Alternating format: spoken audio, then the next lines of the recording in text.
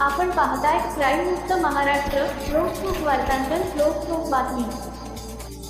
कात्रज मांगदेवाडी येथील डोंगराळ भागातील निर्जन क्रशर खाणीत सुमारे 40 वर्षीय महिलेचा मृतदेह खोल दरीत आढळून आलेल्या क्लिष्ट प्रकरणाचा छडा गुन्हे शाखा युनिट 2 ने लावला आहे. अत्यंत दुर्गम ठिकाण, सीसीटीव्हीचा अभाव आणि विलंबाने समोर आलेली वैद्यकीय माहिती अशा अडचणींवर मात करत पोलिसांनी 6 संशयितांना ताब्यात घेतले असून खुनाचा गुन्हा नोंद करण्यात आला आहे. दिनांक 10 फेब्रुवारी 2026 रोजी संबंधित महिलेचा मृतदेह आढळल्यानंतर भारती विद्यापीठ पोलीस स्टेशन येथे अकस्मात मृत्यू क्रमांक 15/2026 नोंदविण्यात आला होता. घटनास्थळ निर्जन व डोंगराळ भागातील खाणीतील दरी असल्याने मृत्यू संशयास्पद असल्याची शक्यता व्यक्त करण्यात आली. अप्पर पोलीस आयुक्त गुन्हे पंकज देशमुख आणि पोलीस उपायुक्त गुन्हे निखिल पिंगळे यांनी सखोल तपासाच्या सूचना दिल्या. गुन्हे शाखा युनिट 2च्या प्रभारी अधिकारी अश्विनी जगताप यांनी विशेष पथके तयार करून तपास हाती घेतला. वैद्यकीय अहवालानुसार मृत्यू घटनास्थळी आढळण्याच्या किमान 24 तास आधी झाल्याचा प्राथमिक अंदाज व्यक्त झाला.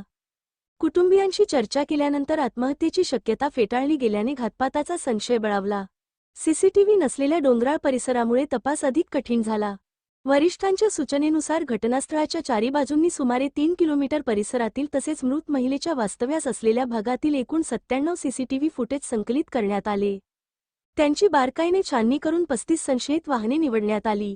प्रत्येक वाहनधारकाची कसून चौकशी करण्यात आली. तपासादरम्यान भारतनगर कात्रज परिसरातील रिक्षाचालक केशव कमलेश चौधरी वय 20 वर्षे याची रिक्षा संशयित वाहनांमध्ये असल्याचे आढळले.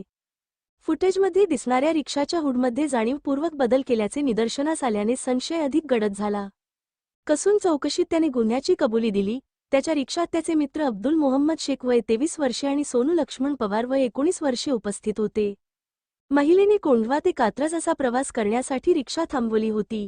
तिला कात्रज येथील सृष्टी हॉटेल येथे सोडण्याचे सांगितले असताना आरोपींनी शॉर्टकटचा बहाणा करून मांगदेवाडी डोंगराळ भागात नेले. तेथे महिलेने विरोध केला असता तिघांनी तिला खाणीतील दरीत ढकलून खून केल्याची कबुली दिली. तपासात महादेव अर्जुन बोर्डे, साई अमित पुजारी आणि सोहिल हनीफ खान यांचाही सहभाग प्रथमदर्शनी आढळून आल्याने सर्व 6 जणांना ताब्यात घेण्यात आले. पुढील कारवाईसाठी त्यांना भारती विद्यापीठ पोलीस ठाण्याच्या ताब्यात देण्यात आले असून गुन्हा रजिस्टर नंबर 61/2026 भारतीय न्याय संहिता कलम 103-135 अन्वये नोंद करण्यात आला आहे. पुढील तपास पोलीस करीत आहेत. सदरची कामगिरी ही पोलीस आयुक्त अमितेश कुमार, पोलीस सहायुक्त रंजन कुमार शर्मा, अप्पर पोलीस आयुक्त पंकज देशमुख, पोलीस उपायुक्त गुन्हे निखिल पिंगळे, सहाय्यक पोलीस आयुक्त गुन्हे 1 शैलेश संके यांच्या मार्गदर्शनाखाली गुन्हे शाखा युनिट 2 कडील वरिष्ठ पोलीस निरीक्षक अश्विनी जगताप, सहाय्यक पोलीस निरीक्षक अमोल रसाळ व युनिट 2 कडील सहाय्यक पोलीस उपनिरीक्षक संजय जाधव, पोलीस हवालदार विजय पवार, नागनाथ राग, सर्जेराव सरगर, योगेश मांढरे, शंकर नेवसे, संतोष टकले, शंकर कुंभार, अजिम शेख, विनोद चव्हाण, सद्दाम तांबोळी, साधना तामाणे, संदीप शिर्के, प्रवीण उत्तेकर, ओंकार कुंभार, विशाल दळवी, ऋषिकेश व्यवहारे, संजय अबनावे, विनायक वगारे यांच्या पथकाने केली आहे.